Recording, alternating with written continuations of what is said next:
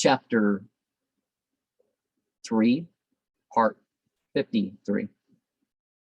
A certain flute player named Hamza, much beloved by Jalal, happened to die. Jalal sent some of his disciples to array the defunct in his grave clothes. He himself followed them to the house of the deceased. On entering the room, Jalal addressed the dead body. My dear friend Hamza arrives. Instantly the deceased arose, saying, Lo, here am I.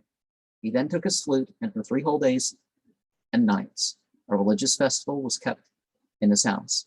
Above 100 Roman misbelievers were thereby converted to the faith of Islam. When Jalal left the house, life departed from the corpse also.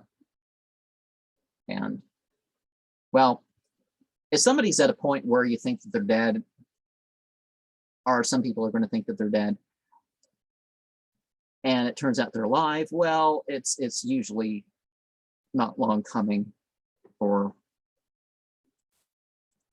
the rest of it to follow suit, right?